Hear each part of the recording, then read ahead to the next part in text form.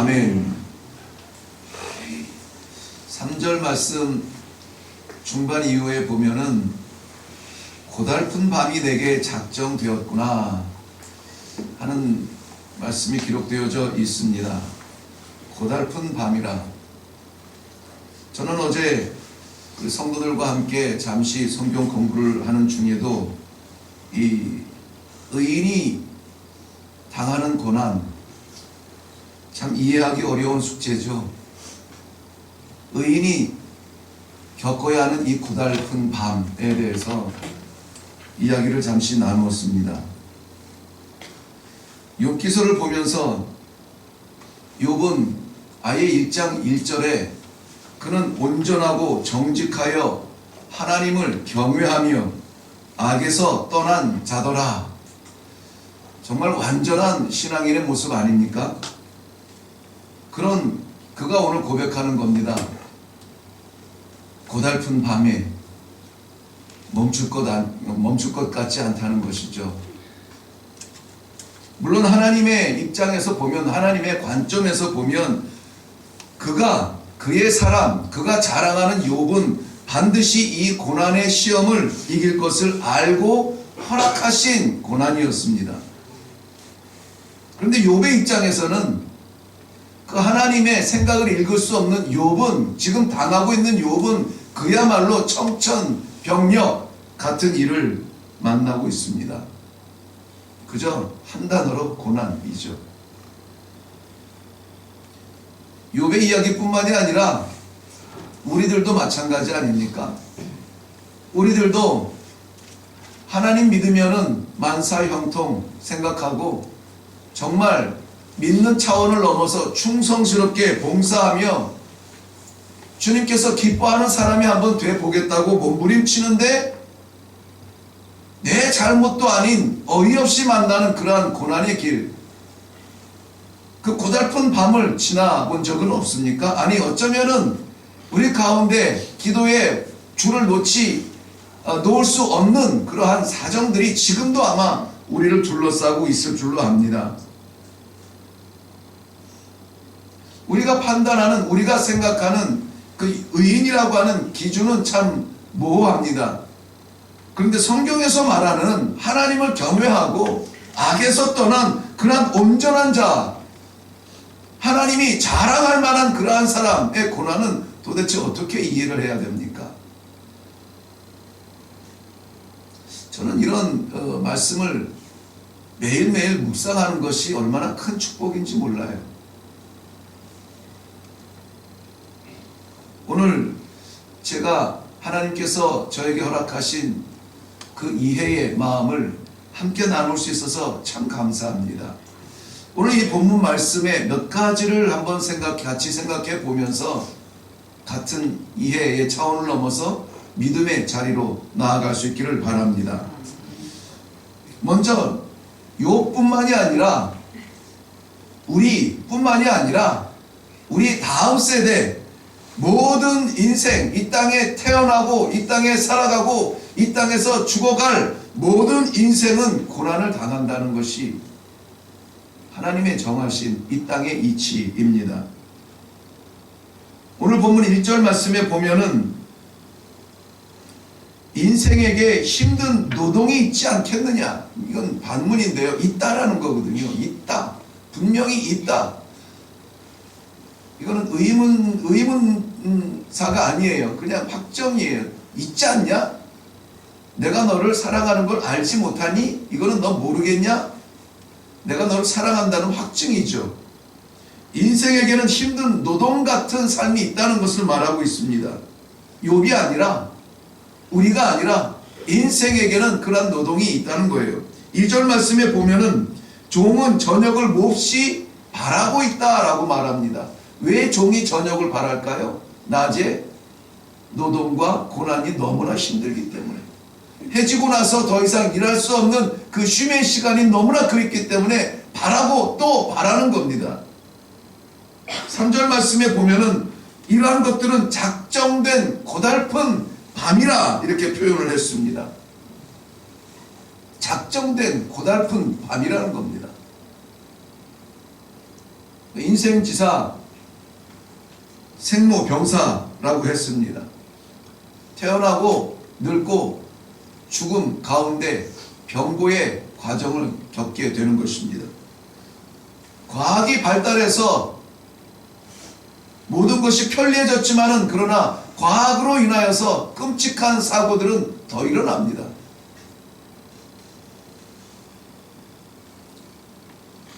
의술의 발달을 보고 있습니다. 그렇지만 의술의 발달이 일어나는 만큼 병원은 더 커지고 환자들은 더 많아지는 것은 뭡니까? 모양만 다를 뿐이지 평생 웃으며 살아갈 수 있는 사람은 없습니다. 아니 오히려 시편 90편 10절 말씀에는 우리의 연수가 70이요 강건하여도 80이라도 그 연수를 자랑함은 수고와 슬픔 뿐이요 신속히 가니 우리가 날아가니이다 라고 말하고 있어요. 10년을 지난 세대보다 지금은 10년을 더 산다고 좋습니까?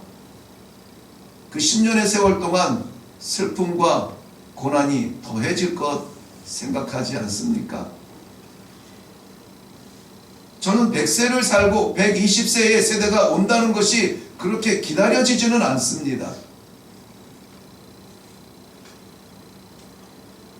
요번 저녁부터 아침까지 어쩌면은 그 고난의 고달픈 밤에 이리 뒤척 저리 뒤척 언제나 이 밤이 지나갈까 새벽을 고대하지만은 여전히 그 어두운 밤이 깊도다 라고 고백하고 있어요. 아침이 온다고 나아질까요? 그런 욥의 한탄 우리 중에 하나와 다를 것이 없습니다. 그러니 인생뿐만이 아니라 욥과 같은 의인도 고난을 당하게 되어 있습니다. 4절부터 6절 말씀에는 의인이라 우리가 여기는 욥의 고난을 표현하는데 그저 단적으로 이 한 구절만 읽어보겠습니다. 내 살에는 구더기와 흙덩이가 의복처럼 입혀졌고 내 피부는 굳어졌다가 터지는구나. 욥의 한탄이에요. 완전한 자의 한탄입니다. 하나님의 자랑인 사람의 한탄입니다. 왜 그렇습니까? 의인이라고 여겨졌던 그도 고난을 당하는 것입니다.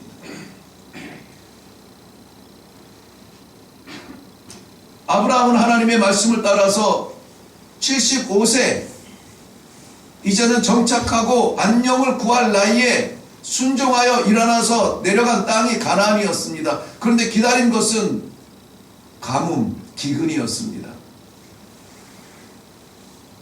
예수님께서 오병이어로 5,000명을 먹이시는 기적을 눈앞에 보고 야 저분이라면 정말 무엇이든지 하시는구나.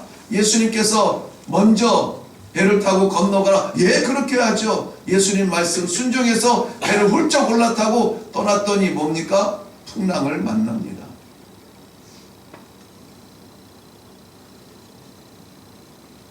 사람의 존재의 차원을 넘어서는 그러한 능력을 보여주신 예수님께서 떨어지는 땀이 핏방울이 되도록 그렇게 뜨겁게 기도하고 나서 자 이제 됐다 얘들아 일어나서 나하고 같이 가자. 평소에 보여주었던 예수님의 능력이라면 능력이어도 따라갈 터인데 그 엄청난 기도의 내공을 마치고 말씀하신 예수님 말씀 따라서 갔더니 그 자리가 어떤 자리입니까? 배신자 가룟 유다가 칼을 찬 병사들과 함께 다가오는 자리였습니다. 순종의 길인데 고난을 당합니다. 고난도 이만저만 고난이 아니죠. 욥의 고난은 상상을 초월합니다.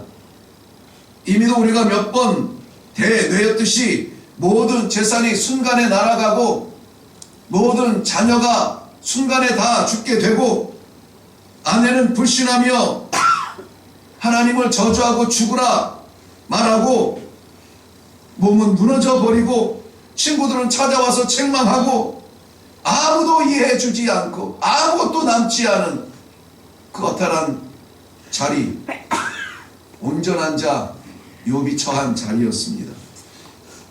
이런 생각하지 않습니까? 왜 의인이 고난을 당하지?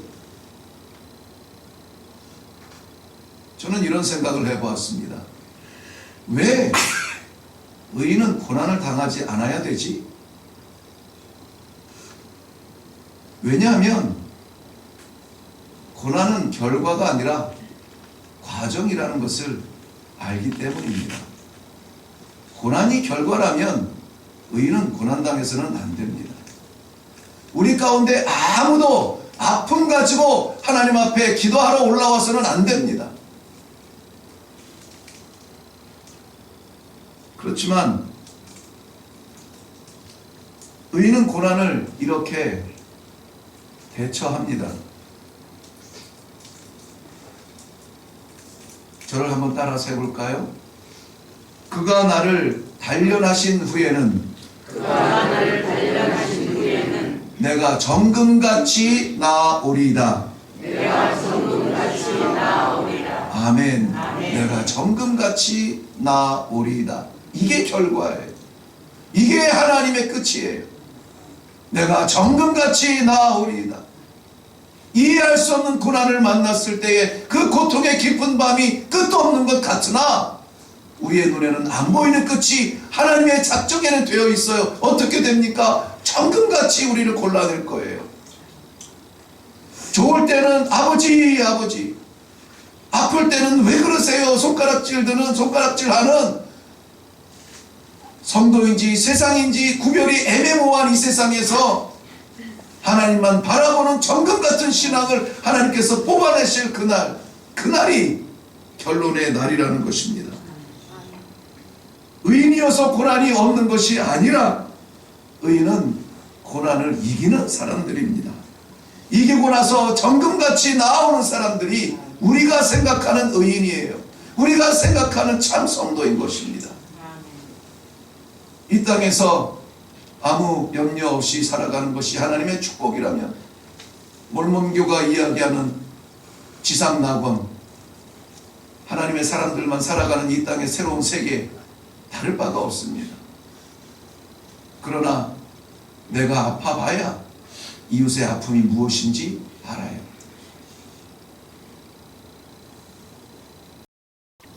욥도 이 고난을 힘들어합니다. 꼬리에 꼬리를 물고 달려오는 그 고난, 의인인들 안 아프겠습니까? 심지어 3절 말씀에 보면은 여러 달째 고통을 당한다. 한번 딱 오고 지나가면은 어떻게 참고 넘어가 보겠는데 여러 달째 고난을 당한다. 6절 말씀에 보면은 희망 없는 날들을 보내고 있다. 보이지 않는 희망이라는 것이죠. 욥의 눈에도 끝은 보이지 않아요. 하나님만 아시는 그 끝이 욥에게 보이겠습니까? 어떻게 할 겁니까? 그런데 사랑하는 성도 여러분, 7절부터 내용이 바뀝니다. 7절부터는 기도문으로 바뀌고 있어요. 기도하고 있어요. 그래서 그가 온전한 자다 인정받는 겁니다. 얼핏 보면은 그 기도의 문도 불평하고 원망하는 것처럼 들릴 수 있지만은, 그러나 그가 상대하고 이야기하는 그분이 하나님 아버지라는 거예요. 하나님 아버지 앞에 나아가서 자신의 사정을 호소하고 기도하고 있는 겁니다. 어려움이 닥칠 때에 사람들에게 쪼르르 달려가지 않았어요. 어려움이 닥칠 때에 하나님께 내려놓고 하나님께 기도하는 욥의 모습이 7절 이후부터 반전으로 일어나는 거예요. 오늘 우리가 찬송했듯이 마음속에 근심 있는 사람 주 예수 앞에 다 아뢰어라. 슬픈 마음 있을 때라도 주 예수께 아뢰라. 찬송처럼만 어떻게 하자고요? 살자고요. 찬송처럼만 살자고. 고달픈 밤이 지나고 정금처럼 나올 줄로 믿습니다. 정금처럼 나올 줄로 믿습니다. 기도하겠습니다. 살아계신 아버지, 은혜를 감사합니다. 저희들에게 이 고달픈 밤, 고난이 없어서 감사가 아니라 이 세상 모든 숨쉬는 사람들이 만나는 고난을 우리도 만나지만 이것이 결론이 아니라 이 길 끝에 우리 하나님께서 믿음으로 이기는 저희들을 정금처럼 골라내실 그날을 바라보며 우리 하나님께 붙들고 기도하게 하시니 감사합니다. 이 아침에 기도하는 주님의 모든 백성들 주님 손 놓지 않게 하시고 고난과 슬픔 가운데서라도 주 예수 그리스도로 인하여서 소망을 붙들고 기도하며 나아가는 귀한 기도의 무릎이 되게 하여 주시옵소서. 감사드렸고 예수님 이름으로 기도하옵나이다. 아멘. 우리 아침에 기도할 때에 주님 우리의 고달픈 밤을 기억하여 주시옵소서. 끝이 보이지 않습니다. 이 밤을 기억하여 주옵소서. 붙잡아 주옵소서. 우리가 만나는 고난들이 시험거리 되지 않도록 나를 붙들어 주시옵소서. 무슨 일이 있어도 하나님 앞에 있게 하옵시고 하나님 떠나지 않게 하옵소서. 이 시간에 우리 다 같이 한번 기도하며 고난의 계획과 고난의 끝을 작정하신 하나님 의지하고 내려갈 수 있기를 바랍니다.